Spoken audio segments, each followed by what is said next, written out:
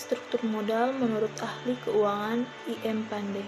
Struktur modal atau capital struktur mengacu pada campuran sumber dana jangka panjang seperti surat utang, utang jangka panjang, modal saham preferensi, dan modal saham ekuitas termasuk cadangan dan kelebihan.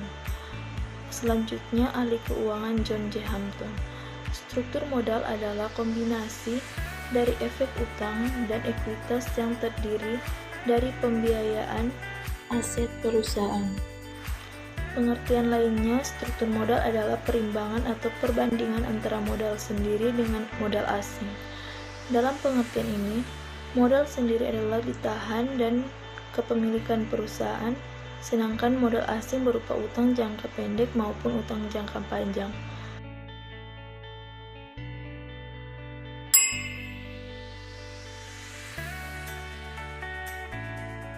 Pengelolaan kapital struktur bertujuan untuk memadukan sumber-sumber dana permanen yang digunakan untuk kegiatan operasional yang akan memaksimalkan nilai perusahaan. Tidak hanya itu, pengaturan modal ini memiliki fungsi untuk perusahaan, di antaranya yang pertama, memaksimalkan pengembalian. Pengaturan modal yang dirancang dengan baik memberikan ruang lingkup untuk meningkatkan laba per saham sehingga dapat memaksimalkan pengembalian bagi pemegang saham ekuitas dan memulihkan biaya pinjaman. Yang kedua, untuk mengurangi risiko finansial. Struktur yang benar dapat menyeimbangkan utang dan ekuitas bisnis. Dengan begitu dapat membantu perusahaan untuk mengelola dan mengurangi risiko keuangan. Dan yang ketiga, yaitu untuk meminimalkan biaya modal. Struktur modal dapat menyediakan perencanaan modal utang jangka panjang untuk perusahaan secara strategis. Dengan demikian dapat membantu meminimalkan biaya modal.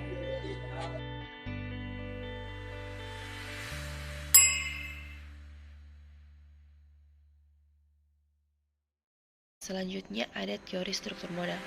Yang pertama, teori pendekatan tradisional. Teori ini menyatakan adanya struktur modal yang optimal, artinya struktur mempunyai pengaruh pada nilai perusahaan, yang mana struktur dapat berubah-ubah agar mendapatkan nilai perusahaan yang optimal. Yang kedua, teori pendekatan Modigliani dan Miller. Teori ini dinamakan oleh pencetusnya yaitu Franco Modigliani dan Merton Miller. Teori ini terbagi menjadi dua, yaitu teori tanpa pajak dan teori dengan pajak. Ketiga, teori trade-off. Teori ini menentukan struktur yang optimal dengan memasukkan beberapa faktor seperti pajak, biaya keagenan, atau kesulitan keuangan, namun tetap mempertahankan sebuah asumsi simetrik informasi dan efisiensi pasar. Selanjutnya, teori pecking order. Teori ini menyatakan bahwa tingkat keuntungan suatu perusahaan yang lebih tinggi akan memiliki tingkat utang yang lebih kecil. Terakhir, teori keagenan. Teori ini menyatakan bahwa struktur dibuat untuk mengurangi konflik antara kelompok yang memiliki kepentingan.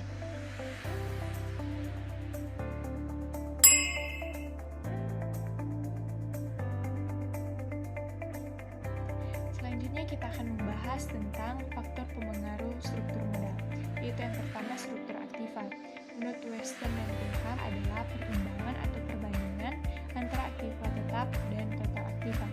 Lalu ada pula menurut Samsudin bahwa struktur aktiva adalah proporsi dana untuk tiap-tiap komponen aktiva, baik aktiva tetap maupun aktiva lancar.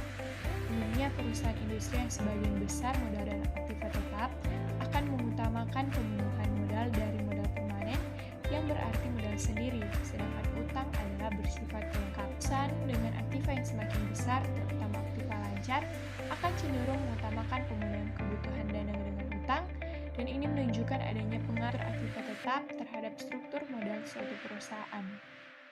Yang kedua adalah growth opportunity. Growth opportunity adalah peluang perusahaan tumbuh di masa depan. Namun menurut Rianto, growth opportunity adalah perubahan total aktiva yang dimiliki perusahaan, di mana perusahaan memiliki kesempatan investasi pada hal-hal yang menguntungkan.